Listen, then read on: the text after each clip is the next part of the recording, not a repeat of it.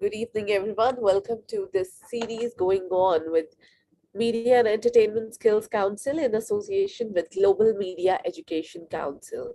We have been conducting various sessions in this series, and today we are on the 25th session, which is exclusively on media information and literacy education in South Asia. This is going to be conducted by Dr. Sadia and Dr. Sadia Jamil. She is assistant professor in the School of International Communication, University of Nottingham in the China campus. She is a chair for Journalism Research and Education Center section in IAMCR and a country representative UAE and China at AMIC. So good to have you, Dr. Jamil, here. Thank you, Pooja. It's a pleasure to be with you guys this evening. And once again, thank you to GMEC, to you and your organizing team for having me for this particular webinar. So it's indeed a pleasure to be with you guys this evening. Thank you so much. I'd also like to welcome Dr. Amrish Saxena here. He's a renowned journalist, a very popular and very appreciated personality when it comes to journalism here in India. So, welcome, Dr. Saxena. So today we are talking about media information and literacy education in South Asia. So without wasting much of time, I'd like to hand over the session to Dr. Jamil. Over to you, ma'am. Thank you, Pooja. So let me give a couple of minutes to share my slide with you. Sure. All right. Good morning. Good afternoon to all those who are joining us from the global north, and of course, good evening to all those who are joining us from the global south. Those who are being in India, in the Middle East, of course, good evening, and of course, people back to China. A very warm welcome to all of you on behalf of the University of Nottingham, IAMCR Journalism Research and Education Section, and of course, on behalf of Asian Media Information and Communication Center, for which I'm country representative for UAE and China. Why I'm so inspired to talk about media and information literacy, because I think since childhood we have been talking about education, literacy rate. So I think we have grown up talking about literacy rate in the countries of the global south, and we have always been focusing on how to improve the literacy rate. So when we talk about the generic concept of literacy in developing countries, it's more about if you are able to write your name, if you are able to sign, or if you are able to read and write in a basic way, that means you are a literate person. That's a very basic concept of literacy in many of the developing countries. But I think the time has changed. We need to acknowledge that, because now we are living in a digital age. We are no more living in the age where we were reliant on the conventional media. So we are now using digital tools. In that way, we can say that we are not only living in a digital age, but we are living in an information age. So we are surrounded by digital technology. We are surrounded by the influx of information. And having said that, that we are living in a digital age, in a digital sphere where we are surrounded by an influx of uncontrollable information, that means that we cannot just rely on information or literacy that we used to have maybe 2 decades back. So we really need to have some skills, some competency, some knowledge to adapt to live in a world which is now digital, which is now recognized as information world. And that inspires me to work into the area of media and information literacy. So given like we are living in a digital age, in an information age, we need to be media literate citizen. And when I say that, that means only literacy rate doesn't matter. Now we are in an age where we really need to gauge how much people are media and information literate. It's a complex concept. It's not a very straightforward concept. And that's really intrigues media and communication scholars to investigate about the basic conception of media and information literacy, what exactly it is, how it is implemented in our educational context, and how different kind of outcomes can be achieved when we prepare our citizens to be media and information literate. So I'm going to talk about all these things in this webinar today. More specifically, if I have to give you a quick overview what exactly this webinar covers today, so I will be talking about the concept of media and information literacy, because many of us, particularly lay public, they don't understand what exactly is meant by to be media and information literate. So it's very important to understand the core concept. And then I will be talking about the core competencies that are covered by media and information literacy. Now, when we say core competencies, that means the core skills that are expected by the people to have in order to be media and information literate citizen.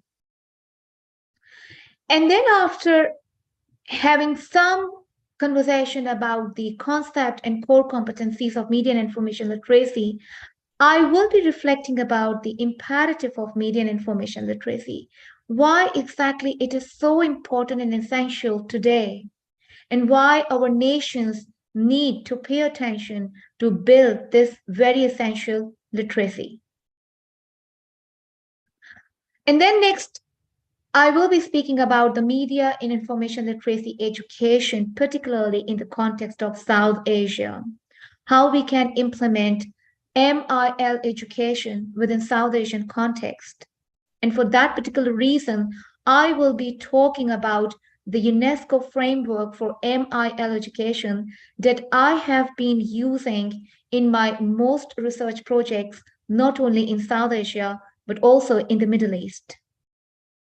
And finally, to wrap up this webinar, I shall reflect upon what sort of challenges we may encounter if we implement UNESCO framework of MIL education within South Asian context. So I shall begin with the concept of media and information literacy. What exactly it is? So if we go by definition, media and information literacy is a concept that is comprised of three essential components, which is knowledge, attitudes, and competencies that is required for us to understand how can we access different kind of digital tools and information. How can we critically analyze that information, and how appropriately and ethically we can use and implement that accessible information in our daily lives. So if I have to explain you further, MIL education basically creates a basic awareness, it creates an attitude within you, it creates competency within you to filter the information through diverse digital and media tools. For example, it can be social media, it can be a digital resource, it can be a library, it can be a digital ebook. So there are different types of media tools and digital tools through which we receive information every day. So MIL education basically creates awareness among people how to access the required information using different digital and media tools. How can you critically analyze that information? How can you interpret that in an ethical way? And finally, how can you use that in your daily routine for different purposes. So, for example, if you require some piece of information and that is some generic piece of information, and you have no idea what channels, what resources do you need to access to get that desired information. So, MIL education basically opens up the options for you. It teaches you, it creates knowledge in you about different channels of information that are available in the digital age. And then it helps you to develop skills to critically analyze the information. Now, given we are living in a world where we have influx of information, we receive diverse information through diverse channels, and we actually don't know how to critically evaluate it. So, in a very simple manner, it enables you not to digest received information as it is, rather, it pursues you to evaluate it first and then interpret it. And finally, once you are able to access your desired or required information, once you critically evaluate it, once you filter it, you are actually able to ethically and appropriately use that information. And that is particularly very, very crucial when we are living in an age where we have a tendency to be affected by fake news, disinformation, and misinformation. So, for example, if you have to understand the concept of media and information literacy, if you are a news consumer, for example, and you are receiving different news stories from different news sources, you really don't know what is exactly factually true. So MIL basically developed competency within you to filter information from reliable sources of information, critically understand it, critically interpret it, and then use it instead of just becoming a direct victim of some disinformation, misinformation, fake news, or unverified, uncredible news. So basically, there are some core components of media and information literacy that we use not only to teach to school students or university students, but these core components of media and information literacy are equally useful for a common man. For example, if you are not a school going child or if you are not a university student, but still you can develop MIL competency through this component framework. So basically, when you access information, you are learning something. And when you learn something, you are able to critically think about it. So when we teach you MIL, we say you that you don't just have to access the information, but it's a learning process for you. Take a pause, learn, and first reflect back on the piece of information that you have accessed through different channels. Think critically, think rationally to analyze that piece of information. And then we develop interpretable skills among people, among students. So, for example, you might have noticed social media has emerged as a very important source of information these days for people. We go back to a Facebook page or Twitter and we instantly pick up piece of information. It can be any piece of information, either political information or any social, religious, or cultural piece of information. We just pick that piece of information and we instantly start posting comments on social media websites without critically analyzing or thinking about that piece of information. Remember, whatever is delivered to you across different digital platforms, it might be unverified. It might not be a very authentic piece of information. So, you as a citizen, or you as a social media user, or a digital platform user, you really need to have a skill to critically think about that piece of information. You need to take a pause to think about, okay, so if this is a provided piece of information, what exactly I need to respond back to interpret that post or piece of information. One of the biggest problems that we have been facing in the digital age, or particularly in social media age, is people are lacking media and information literacy skills.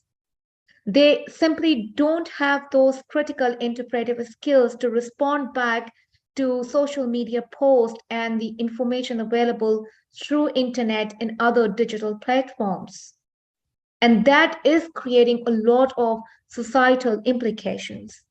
Atop, as I mentioned, the culture of fake news, misinformation, disinformation, and of course, it is affecting societal peace and cohesion in many parts of the world. And hence, we recognize that learning, critical thinking, and interpretive skills altogether are very crucial for media and information literacy. Coming back to the imperative of media and information literacy, now we know that MIL is all about knowledge, attitudes, and competencies which are necessary to access, filter, critically analyze, and interpret diverse pieces of information through diverse information channels. But why it is so crucial now to foster media and information literacy, not only in South Asia, but in many other parts of the world, and why organizations like UNESCO is so active for MIL education agenda. So as I mentioned that I think over the past 1 decade, we all have recognized that we have been affected by the culture of fake news, not only online, but even offline. And the credibility of media as an institution and the watchdog of society has has tremendously affected because the gatekeeping process and the process of verification of information has just affected. Well, we do have one valid reason as a professional journalist. We do acknowledge that now we are living in a digital age where the velocity and influx of information is that much high that maybe sometimes and most of the time it is not very possible to cross check information coming from different sources or different channels, particularly in digital platforms. And one of the major implications that we have observed is the culture of fake news, the rise of disinformation and misinformation. And I would say none of the region in the world is actually safe from these challenges. So, as a counterpart, when we encourage that, all right, news media as an institution need to improve its credibility, need to work on the issue of public trust, they need to improve the verification process, they really need to make sure that the gatekeeping process in the digital age is shaping in the right direction.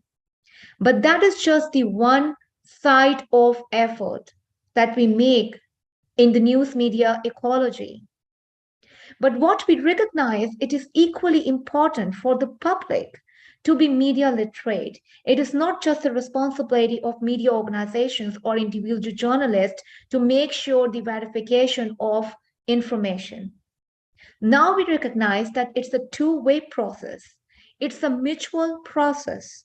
The news media as an institution, they need to maintain their legitimacy through the provision of accurate, objective, truthful information, but at the same time, public as the key stakeholder of information process need to be literate enough so that they can filter verified and unverified news.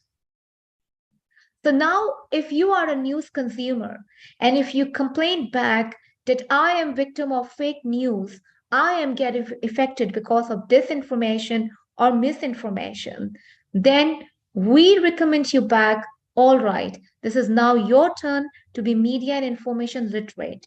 You need to develop back awareness and knowledge and understanding to access information through multiple sources, to filter information so that you can cross check the authenticity of received information, and then you can critically analyze information for an effective use. One of the very crucial thing that has been recognized by MIL educators and scholars across different parts of the world, that it's not only literacy rate that needs to be improved, but equally media and information literacy is so much lacking in many parts of the world that it is threatening actually societies. We are so much affected and influenced by media content, and we are so much affected by the information that we are receiving that we even don't know how to actually use that information. So basically, we need to be aware, we need to develop understanding how to act rationally and critically when we are receiving an influx of information. Particularly in the COVID-19 pandemic is a very good example when we see the importance of media and information literacy. Just 3 years back, we all witnessed we were not just hit by the COVID-19 pandemic. It was not just a health hazard, but actually we were suffering from infodemic and disinfodemic. So it was not just pandemic. We were actually suffering from information which was not verified, and people in different parts of the world, they were actually left confused what information is actually crucial to prevent this pandemic. How can they handle with that? How can they move forward? And there were a lot of myths we observed during the pandemic that came across in not only in South Asia but in many other parts of the world. So there were different kind of scientific myths. They were spreading and disseminating to different channels during the pandemic, and we have seen there was a heavy influx of information which was not even verified, no matter it is related to the number of affected cases, the number of death due to COVID, and many other scientific facts. And then we realized that we really need to go back and we really need to think about the implementation of media and information literacy, particularly in developing countries, where people they are actually prone to a lot of uh, myths. They are not actually well aware of how to use different media and information channels for their betterment, I would say. So that was the fundamental of MIL agenda, not only for research, but for many organizations such as UNESCO. When we say that implementation of MIL education is very crucial in a developing context, it doesn't mean that we deny the importance of MIL education in a developing country or developed country. It is equally important for all parts of the world. We need to educate children. We need to educate university students. We need to educate public more broadly how to use different media, how to use different media content, how to use different information in a way that it does not affect their routine life and they can make informed decisions. But when we say that MIL education is very crucial in developing countries, we recognize that the literacy rate, the general literacy rate, is quite low in many countries of the global south. And particularly if we go back to South Asia, I think implementation on education and how people can access to education and their resources equally, it's one of the very struggling area, particularly when we talk about United Nations Sustainable Development Goals related to education.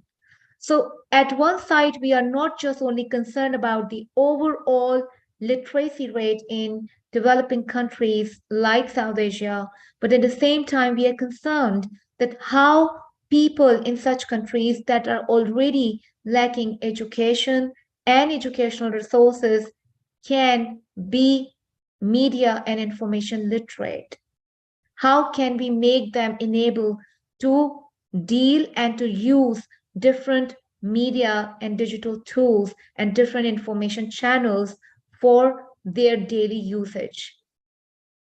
So that gives us a motivation to strongly implement MIL education agenda in the developing context. And when I say developing context, it is not exclusive to South Asia. It is being implemented in Africa, countries of Latin America, and in many of the countries in MENA region. So when we talk about the MIL education, the first reference point, or I would say the consolidated reference point, is the UNESCO framework for MIL education.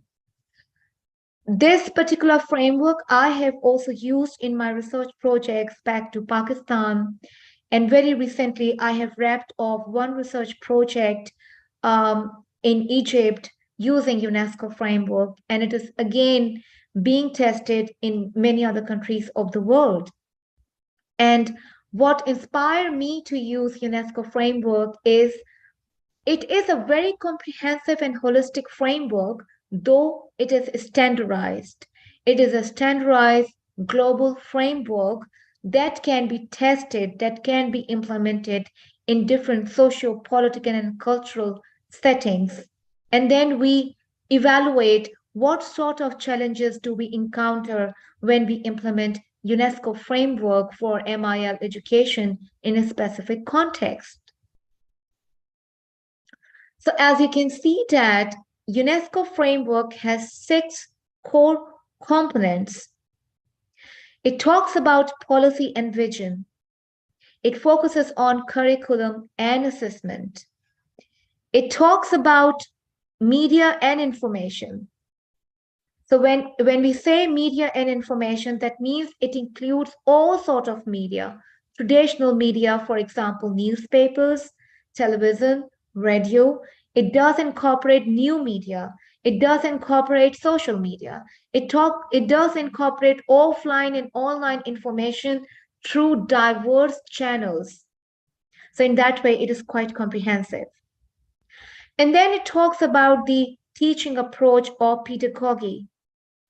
It does understand that teaching methodology and the way you teach MIL does have an impact on its implementation. Then it talks about organization and administration. This is more related to the infrastructure of educational institutions. So, for example, we have many countries in the global south, and particularly in South Asia, where higher education commission and public sector universities have a different organizational and administrative structure, and private universities, they have different organization and administrative structure. So UNESCO framework for MIL education does consider about diversity of organization and administration that may have an impact on the delivery of MIL education. And then finally, it does talk about the teaching professional development. So for example, if I am a trainer for MIL course, UNESCO recognizes the training of the trainer. So we talk about who is the trainer, whether the trainer is trained or not.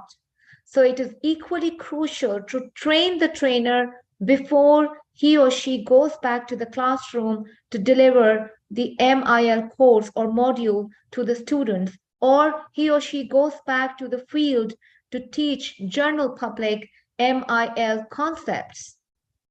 So the professional development of teacher is equally crucial because we really need to be trained regularly so that we are having up-to-date competencies to deliver our best for MIL education. So If you can have a brief look, these are the key outcomes and elements of media and information literacy education. When we talk about information literacy, we set certain goals, we set certain outcomes that we expect from the delivery of that particular course. So we separate outcomes of information literacy separate than media literacy. And why we do so? Because we feel that information is a product, and that information can be received offline and online. That requires to be defined, and that requires access either offline and online. And then we talk about media. Media is something different. It's a channel. So when we talk about media, we do explain that it is traditional media. It can be newspaper, television news channel, radio station, and it can be new media. For example, internet, blogs, social media websites, and many other digital tools associated with the media. So the outcomes that we expect from MIL education, we clearly define in two particular categories: information literacy, media literacy, and altogether, when we evaluate the learning outcomes, then we evaluate it as a collective outcome, that is media and information literacy. So here you can see in the slide that these are the key outcomes that we expect from the overall delivery of media and information literacy course or module, no matter at a university or a school or for general public training. Finally, as I said before, the UNESCO MIL education framework is a global standardized framework. It has not been designed for one specific country or one specific region. So when we implement it in different countries, always remember that each country has a specific socio political, cultural, and economic context.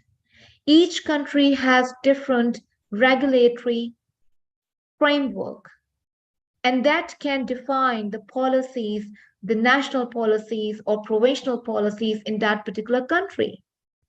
So when we implement UNESCO MIL education framework, we don't forget to explore what sort of challenges we may encounter while implementing that framework. So on the screen, you can see some of the challenges that I have listed here, and these challenges were reported by uh, media and information literacy scholars back to Pakistan. And that were open that we expect that for a comparative research, these sort of challenges might be observed in other South Asian countries like India, Bangladesh, Nepal, Maldives, Bhutan. And maybe we never know in many other parts of global South, maybe Latin America or in MENA region or in Africa. So if I have to summarize these challenges very quickly, the first challenge that we encounter is the lack of vision and uniform policy. So for example, if you are operating an MIL education program in a country where there is no national consensus by the central government to have media and information literacy education, and if that central policy is not consistent with provincial or state level policies, that might be a problem. So, for example, if you're operating in a pluralistic context like India or Pakistan, you really need to make sure that the central government policy aligns with the state level or provincial level policy so that there are equal educational and learning outcomes of MIL education, so that the the nation is equally media and information literate. And this challenge is really pervasive back to Pakistan. And we, of course, encourage to get it explored in countries like India, which is too big. It does have a state level policies. And what we expect is what the central government says, and then What state level or provincial level policies are there? Is there any gap between the policy? And if there is a gap, that is gonna to be a problem for equal media and information literacy outcome throughout the country. And then one problem is quite pertinent, that curriculum development and review, this is quite weak, It is not uniform. So in most of the countries, we have a higher education commission or any institutional body like that is responsible to review the curriculum. And if the curriculum is not being reviewed on regular basis, remember we are living in a digital age which is constantly evolving. Every day we encounter new technologies, every day we encounter new concepts. And if we have to implement MIL sort of program, we really need to regularly evaluate that program so that our students and generally public can have up-to-date training programs and courses. Another problem is uh, the review of teaching approaches. The way you teach back in the classroom does have an impact. So, in many of the journalism, media, and mass communication schools, that is a debate. So, is it a teacher centered approach? Is it a student centered teaching? So, the way you teach, it does have an impact. Are you considering student learning habits and style? Are you considering students' expectations? That matters a lot. So when we review teaching approaches, the way course is being delivered, it actually enhances the learning outcome. And that is quite often missing in many public and private sector universities. Another very pertinent problem is related to the weak organization and administration, and that is linked with technical, financial, and intellectual resources available in different institutions across South Asia. So remember that MIL education requires infrastructure, infrastructure which is well developed in terms of technological equipments, in terms of teaching and learning resources, in terms of intellectual resources. And when I say intellectual resources, that means, do you have enough teaching staff that is trained enough to deliver MIL courses?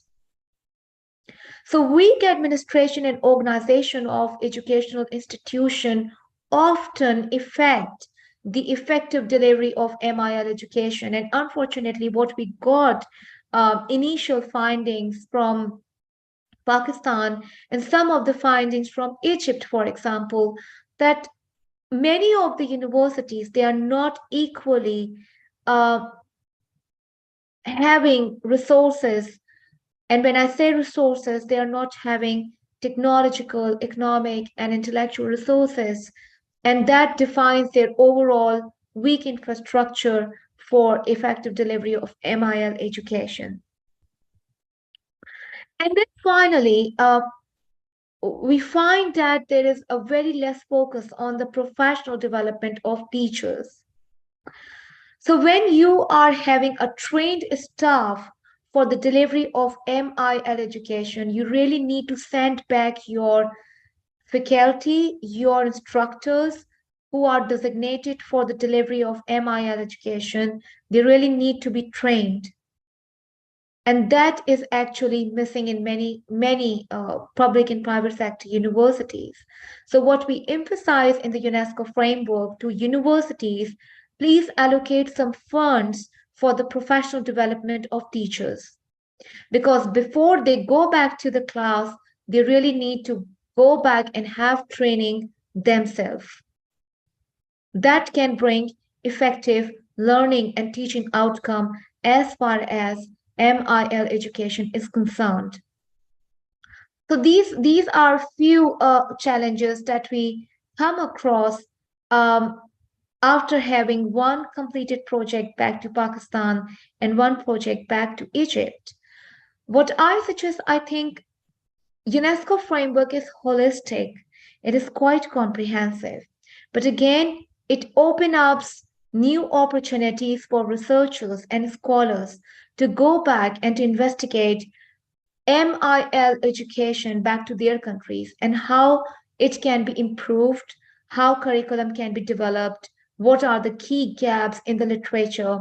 It does help to explore so many unexplored areas of MIL education, particularly in South Asia. I'm very grateful for your kind attention, and I would like to have some follow-up questions if anybody would like to have questions. Thank you.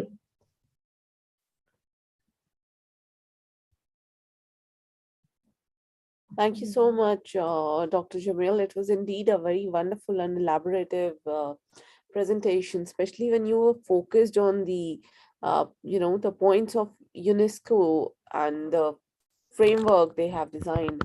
It's really marvelous. So, by the time I check for the questions, I'd like to hear it from Dr. Saxena. Yeah, thank you, Pooja. It was indeed, I listened to the entire presentation of yours, Dr. Sadia, and I should say it was very focused, very to the point, and the way you presented and articulated, uh, that was really remarkable.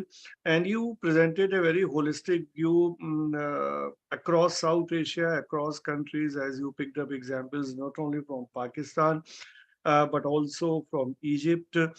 And I should tell you that in some way I have been associated with this whole MIL thing.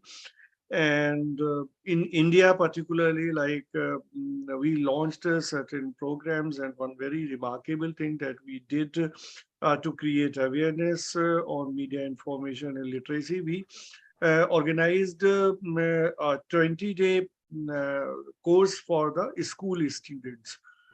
Because we thought that let us begin with the school students, because at the higher education level, obviously a lot of things can be done as part of media education in a structured manner. But if we start with the children who are studying at 10th standard or 11th standard, 12th standard, then obviously the foundation will be more solid. And this is something, I mean, information media literacy, though a lot of emphasis we find in today's time, but this is something which has been there for quite some time. What COVID-19 did, that there was more focus, more impetus on this, that there has to be more emphasis, more awareness on information and media literacy, for the simple reason that the kind of malice campaign, the kind of fake information which was being spread on a social media platform. And not only, I mean, I can give the example from India, but this happens, I believe, not only in India, but in other South Asian countries as well. And the information which was being spread was not credible, was not reliable, was not traced to the sources, which, as Dr. Sadia was talking about, that the sources are very important. The credible sources has to be there. So how to make out that the information is true or false, and the source that is carrying that information is to be believed or not to be believed. So this requires a certain level of educational framework. In India, many universities have started prescribing this as part of the curriculum, but still it is at a very nascent stage.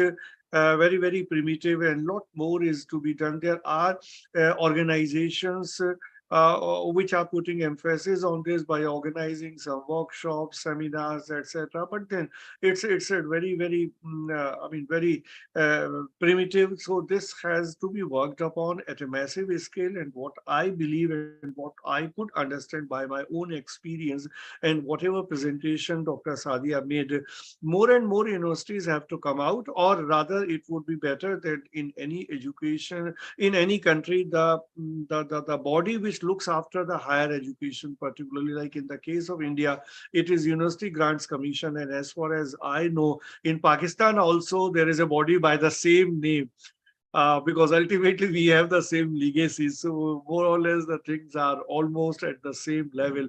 So there has to be something prescribed, like a model curriculum or something, and the UNESCO model is already there.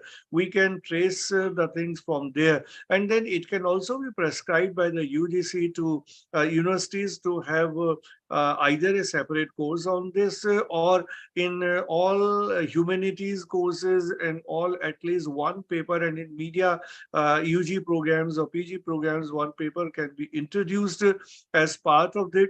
This so I believe that could be a nice beginning, and also there has to be more cooperation among different countries particularly who have the same kind of problems, same kind of social settings, and so in the whole of the South Asia, particularly the Indian subcontinent, other countries in the South Asia, they have to come forward to join hands and bring out some kind of model curriculum and some kind of campaigning. And here I can also add, there is already a campaign in Iran on this, on media information and media literacy.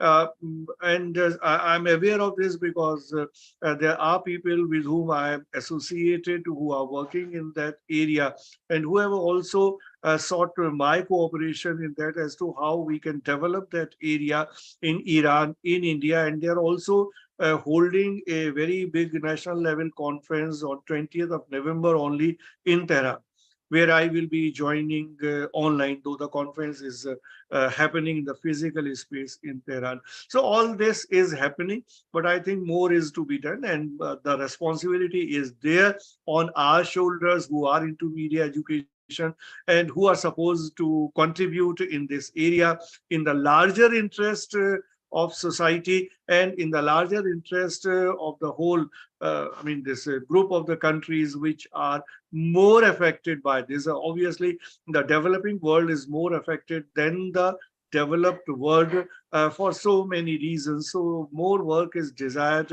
in Asia and South Asian countries. And I hope this kind of session was really very, very eye-opening for those who know little about this information and media literacy. I myself found that the information was very, very pertinent and useful. And once this video will be there on the platform of Vidyadan, many more people would be benefited by watching this this whole program. So I really congratulated Dr. Sadia for making such a nice presentation. Thank you. Thank you, Saxena. And I would like to add that I agree that what is happening back to India, like India is a very good example for the implementation of MIL framework. And why I say so, it is so culturally, geographically diverse country. And you have like state level policies, you have North India, you have South India, you have different top leading universities, I would say, in South Asia, which have really, I think, not only in terms of technical infrastructure, but it does have intellectual infrastructure far bigger than any other South Asian country. So I would say that India is a very good example to test and to explore MIL education framework, and it can offer a lot of comparative insights, what is happening in North India, what is happening in South India, and whether it can be an equally implemented or standardized education. So when you say that it's a media literate nation, you have really good opportunity to gauge the learning outcomes, across India. As I said that, like in many of the pluralistic societies where you have a state system, where you have a strong provincial system, there having a uniform policy is a challenge, to have standardized education. Because I know what happens back to Pakistan. Pakistan is far smaller country, not only geographically, it is quite smaller in terms of economic resources and in infrastructure, right? But even then, having been so small geographical and economic distribution as compared to India, Pakistan also suffer, the problem of having standardized outcomes when it comes to provincial policy and a central policy, right? So I think if you start back implementing it in schools, it's a really good starting point because that's a grassroots level effort. And I think many of the South Asian countries, they need to take inspiration from that because it's a grassroots level approach. You go back to school, you teach students, school students, and then you go back to universities. So I think that that's a very good takeaway that you highlighted that in India, you are implementing even at the grassroots level. I call it grassroots because it needs to be implemented at a school level first, not going back to universities, right? Yeah, so you really need to educate your children, for example, your teenagers who are quite prone to the effect of actually media content. Yeah. So I really appreciate what is happening back to India. And as I said, a lot of collaborative effort is required across South Asia. And as I ensured Pooja that whatever level of collaboration is required by GMAC, I can assure that I will be definitely providing all sort of support and collaboration, no matter if it's an event or any research project or any other kind of activity. So I can assure you for that. Thank you so much, and very well said, Dr. Saxena and Dr. Jamil. Rightly mentioned by Dr. Saxena that now, as per new education policy here in India, we'll be implementing programs from school level. So we'll be starting, we have a national qualification framework, according to which we'll be starting from first standard. So when the kids are hardly 5 to 6 years old, the awareness will be started. Then when they are in the age group of 10 to 12, then we'll start giving them education on courses going by level, so they know where they have to go in the future and they understand the entire literacy system of media. Now, I had a very important question here by someone. They have asked, if you allow, please. They have asked how to differentiate opinions and facts. Because when it comes on social media, it's very hard to differentiate whether it's an opinion of someone or if they are giving a fact. Is there a tip? Yeah, it's a tip. It's a quite theoretical tip that we teach in the classroom. Opinion is subjective and fact is objective. Dr. Saxena is a journalist. He will agree with me. A fact is always objective and an opinion is subjective. So you can sense the subjectivity of the opinion because it is abstract. It will demonstrate your own feelings, attitude, biases, and that's why we call it subjective. When we call a fact is objective, it is nothing, mere a piece of information. What, where, when, why, how. So, for example, if you are not a journalist, if you are a news consumer, we go back and give you that formula. A fact is just a mere piece of what, where, when, why, how. It is simply objective. It is not subjective. And when you share your opinion, it is beyond that objectivity. It is not simply what, where, when, why, how. It does reflect your sentiments, your feelings, your emotions. Another aspect, fact is always manifest.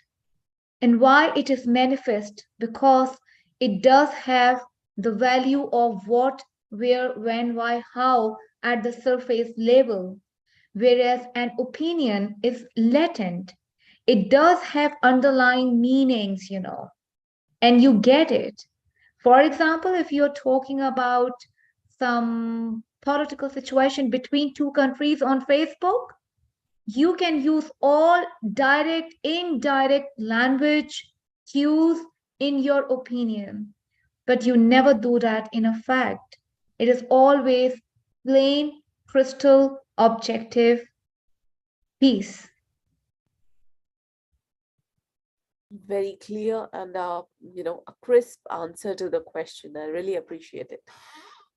So thank you so much for this amazing session today. We really appreciate your time, and would like to mention about the upcoming one. It's on cinema as a tool of communication, and it's by Dr. Manish Jaisal. He'll be covering the era of 1913 to 1947.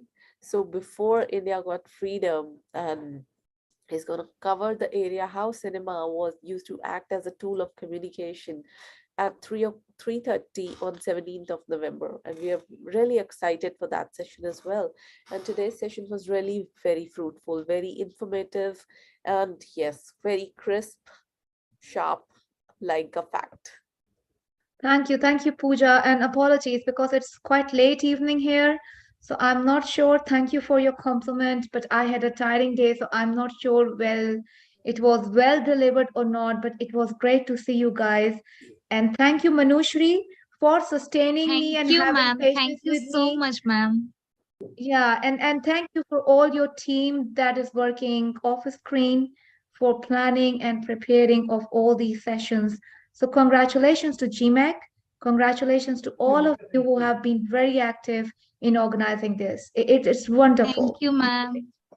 Yeah. Thank you so much. On behalf of Media and Entertainment Skills Council and Team GMAC, I'd like to thank everyone for staying with us till late in the evening, and really good to have you all. So hope to see you soon, and I will be able to connect. And yes, so have a good day, and we'll meet you 17th November, 3:30 p.m. Till then, take care. Bye bye. Thank you. Good night, Goodbye. everyone. Thank you. Thank you.